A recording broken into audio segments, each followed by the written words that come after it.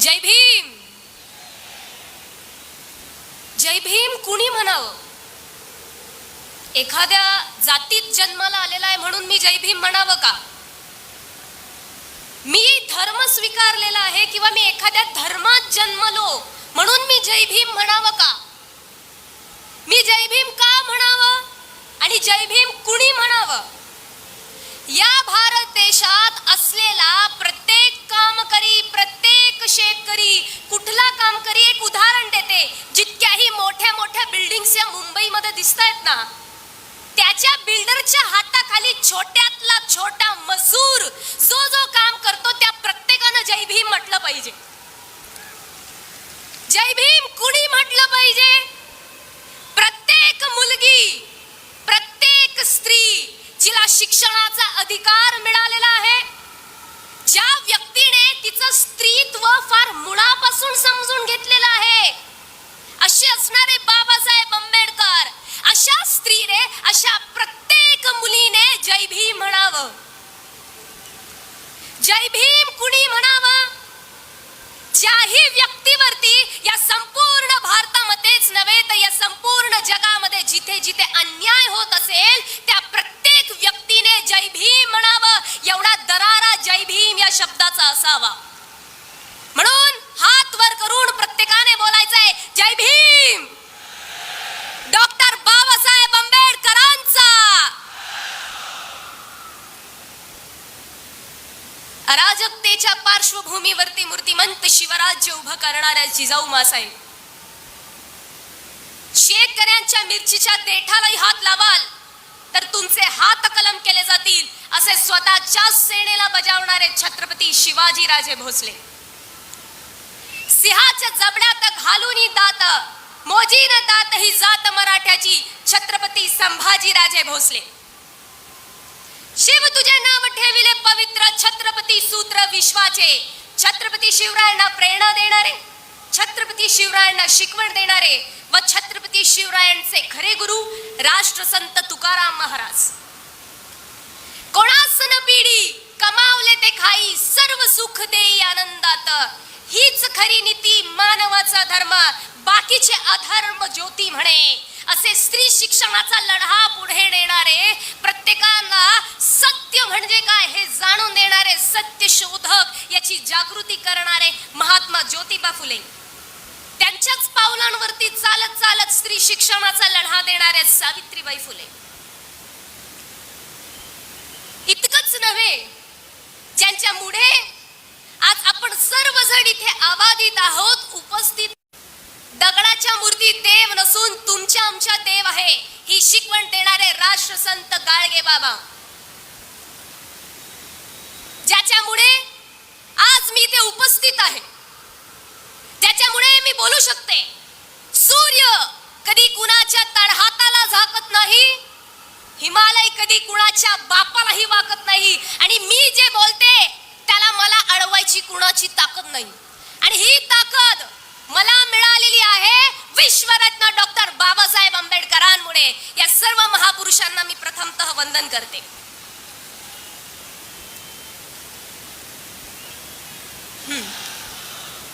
आज जर सांगायचं झालं तर काहीशे सोप्या सरळ ओळींमध्ये मी सांगते कशासाठी आपण इथे उपस्थित आहोत.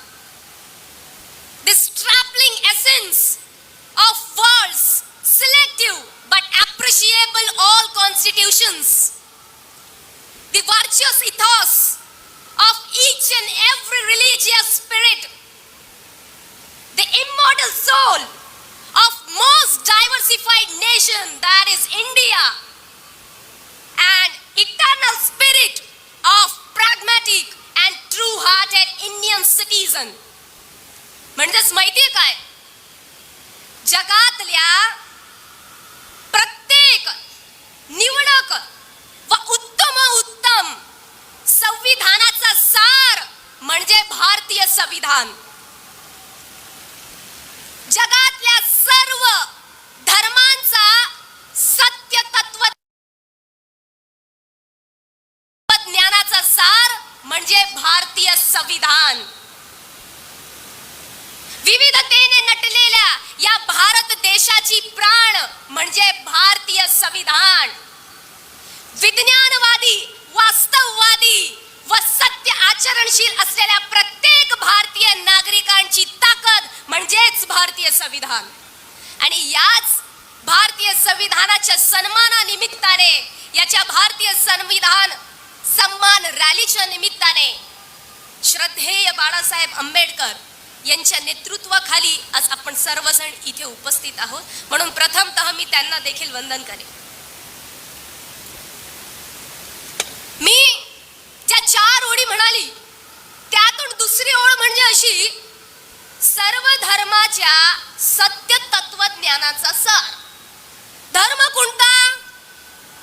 लोकांनी तयार केलेला स्वतःच्या स्वार्थासाठीचा लौकिक धर्म नव्हे. लोकांनी धर्म तयार केले स्वतःच्या स्वार्थासाठी, तो धर्म नाहीच.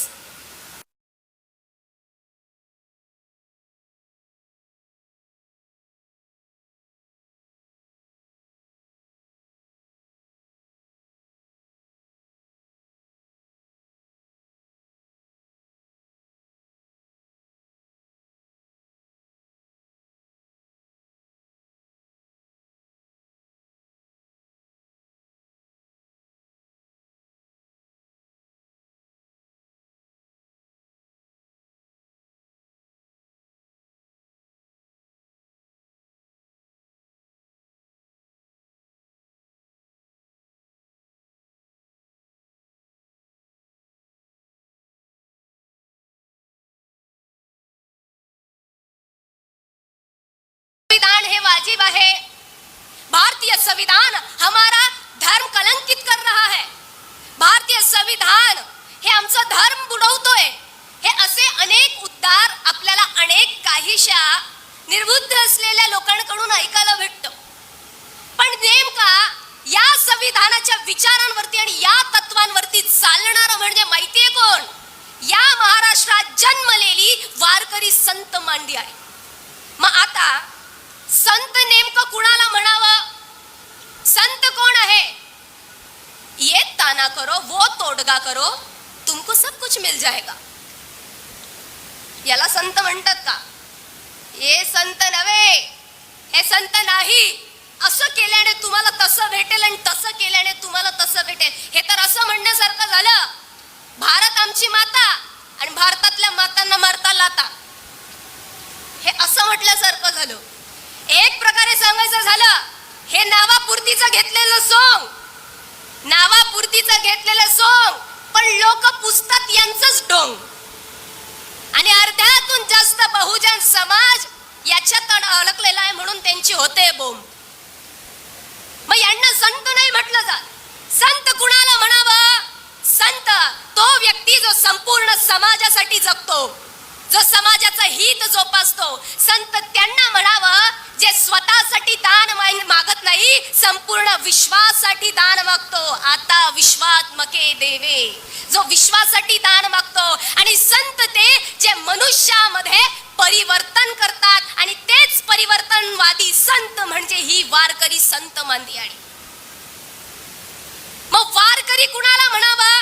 दुष्ट परंपरा, कुरीती व जिथेही कोणत्या प्रकारचा अन्याय अत्याचार होतोय त्याच्यावरती वार करणारा म्हणजे खरा वारकरी. आणि याच्यावरतीच जे नेहमी चालतात, धर्माचे पालन करणे, पाखंड खंडन, तेच संत तुकाराम महाराज जे नेहमी इथे संविधानिक पद्धतीने चालत असतात. मग आता ही संत मंडळी कशा प्रकारे आलेली आहे? भारताची प्रस्तावना, भारतीय संविधानाची प्रस्तावना कधी आपण बघितली आहे का? मला असं वाटतं जी स्क्रीन आहे त्याच्यावरती काहीशे शब्द झळकत आहेत. तर भारतीय प्रस्तावनेमध्ये 4 मुख्य शब्द आहेत: जस्टिस, इक्वॅलिटी, फ्रॅटर्निटी आणि त्याचबरोबर अनेक प्रकारचे जे महत्वाचे शब्द आहे, हेच सर्व महत्वाचे शब्द या संविधानाच्या माध्यमातून वारकरी संत मांदियाळी घेतात. 750 वर्षांपूर्वीची ही परंपरा, त्या परंपरेमध्ये सर्वात प्रथम येतात संत नामदेव महाराज. ते नामदेव महाराज या जगात कोणत्याही प्रकारचा भेदभाव नसून सगळेचे सगळे एक आहे अशा एकेश्वर ईश्वराचा वाद मांडतात. पांडुरंग कुणाचा असावा तर संपूर्ण जनतेचा असावा, उच्च नीचता कोणताही धर्मभेद नसावा, ही संत मंडळी मांडतात. त्यानंतर आणखी पुढे सांगून जायचं झालं तर ही संत मंडळी त्याच काळामध्ये किती वैचारिक होती ते बघा. संत रोहिदासजी जे नेहमी जातीवादावरती प्रखरपणे वार करतात आणि काय म्हणतात, ऐसा चाहो राज में जहां मिले सबन को अन्न, छोटे बड़े सब सम बसई, रविदास रहे प्रसन्न. आर्टिकल 21. तुम्हाला जीवन जगण्याचा अधिकार आहे, प्रत्येकाला अन्न सेवन करण्याचा अधिकार आहे, सगळे समान आहेत, हा विचार मांडणारे संत रोहिदास. आणखी पुढे सांगायचं झालं संत चोखामेळा. ज्या काळामध्ये कुणी पुढाकार घेत नव्हतं, स्वतःला तुच्छ लेखत होता, आम्ही पुढे कसं जायचं, त्या काळामध्ये क्रांतीची ज्योत पेटवत संत चोखामेळा पुढे निघाले. कुणी रोखलं तरी सुद्धा मी पुढे चालणार आणि त्या पांडुरंगाचं दर्शन घेणार. का तर वारकरी संत मंडळी ही त्यांच्या सोबत होती. कोण कोण होता आणखी संतांच्या मंडळीत, आम्ही वारिका करू हजामत बारिका, संत सेनानावी महाराज, कांदा मुळा भाजी अवघी विठाई माझी, संत सावता माळी. आणखी पुढे सांगायचं झालं तर याच संत मंडळीमध्ये महिला संतांचं अग्रगण्य स्थान. संत जनाई माहितीये काय म्हणतात, डोईचा पदर आला खांद्यावरी, भरल्या बाजारात जाईन मी. माझा पदर जरी खाली आला, कोणी मला हजारो लोकांनी जरी टोकलं तरी मी बंड करून समाजात जाईल. ही बंड करण्याची ताकद या वारकरी संत मंडळीमध्ये होती. मग ती संविधानाशी संलग्न कशी काय आहे, कशा पद्धतीने आहे तर बघा, संतांनी व्यक्त केलेले आहेत स्वतंत्रपणे स्वतःचे विचार स्वतःच्या अभंगांमधून. तर हेच आपल्याला सांगतं article 19, freedom of speech and freedom of expression. आम्हाला कशाचा अधिकार आहे, आम्हाला बोलण्याचा अधिकार आहे, आम्हाला आमची मतं मांडण्याचा अधिकार आहे. हे व्यक्त करतं संतांचे अभंग सुद्धा, की त्यांनी निर्भीडपणे त्यांचे अभंग मांडले. मग वारकरी संत मंडळी ही संविधानिक संत मंडळी आहे. इतकंच नव्हे, आणखी पुढे सांगायचं झालं तर संत मंडळी विचार मांडतात की या पांडुरंगा पुढे सगळे समान आहेत. छोटा असेल, मोठा असेल, गरीब असेल, श्रीमंत असेल, कुठल्याही जातीचा असेल, कुठल्याही धर्माचा असेल. आर्टिकल 14, इक्वॅलिटी बिफोर लॉ, कायद्या पुढे सगळे समान आहेत, हे संविधानाने अधिकार दिला. तोच अधिकार ही संत मंडळी सुद्धा तिथे मांडते की या देवाच्या पुढे तर सगळे सारखेच आहेत. कसे बघा, समविचाराचे असणारी ही संतांची मंडळी आणि त्याच बरोबर संविधान आहे. आणखी पुढे सांगायचं झालं संत जनाई बंड तर करतात, संत मुक्ताई नामदेवरायांना उपदेश देतात, ज्ञानोबरायांना उपदेश देतात, त्याचबरोबर 1400 वर्षाचं तप केलेल्या चांगदेवाला उपदेश देतात. हे काय संदेश देतो आपल्याला की इथे स्त्री पुरुष समान आहे. आणि त्यालाच म्हटलं गेलं आहे article 15, prohibition of discrimination on grounds of religion, caste and gender. Gender म्हणजेच काय, लिंगाबद्दल कोणीही भेदभाव करणार नाही. संविधानाच्या बरोबरीतच असलेली ही संत मंडळी जी सर्वांना समान मानते. आणखी पुढे सांगायचं झालं, ही संतांची मंडळी संत नामदेवांपासून तर संत शेख मोहम्मद यांच्या पर्यंत कशा पद्धतीने समान आहे. तर इथे कुठल्याही प्रकारचा भेदभाव कसा नाही. संत चोखामेळा वारीमध्ये निघाले आणि त्या वेळेला अस्पृश्यता ही फार जोरदार पद्धतीने मानली जायची. आणि वारीला निघालेले असताना संत चोखामेळा भजन म्हणत म्हणत जातात, जोहार मायबाप जोहार, तुमच्या महाराजचा मी महार, असे उद्गार काढतात.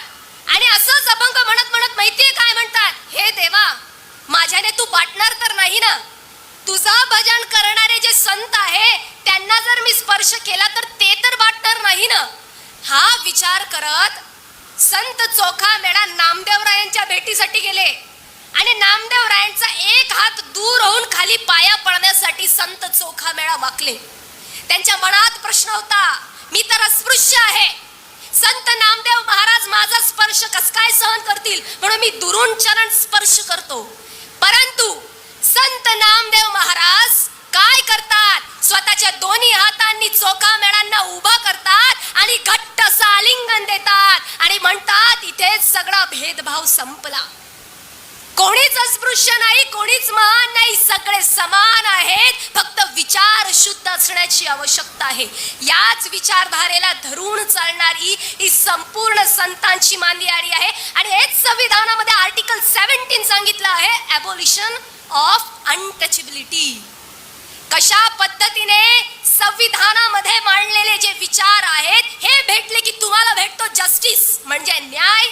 आणि हेच संतांच्या मांदियाळीत सांगितलेलं आहे की संत हे सगळे तत्व पाळतात आणि संतांकडे न्यायच आहे. मग maturity is when you will understand. वारकरी हे पुराणमतवादी नाहीत, वारकरी हे संविधानवादी आहे. संविधानाला धरून चालणारी ही संपूर्ण वारकरी मांदियाळी आहे. ही संपूर्ण मांदियाळी आहे. हेच आपण सर्वजणांनी प्रत्येक व्यक्तीने लक्षात घ्यायचं आहे. आणि जो अधिकार आज आपण म्हणतो तेच तुकोबाराय म्हणतात, सकळासी येथे आहे अधिकार. प्रत्येकाला इथे अधिकार आहे. जाता जाता एकच बोलेन, किसी को पैसों का अभिमान तो किसी को अंधे धर्म का अभिमान. किसी को पैसों का अभिमान तो किसी को अंधे धर्म का अभिमान. लेकिन इन्हें नहीं पता सत्य, त्याग, प्रेम और न्याय से युक्त है हमारा भारतीय संविधान. पुन्हा एक वेळेस जय भीम, जय शिवराय.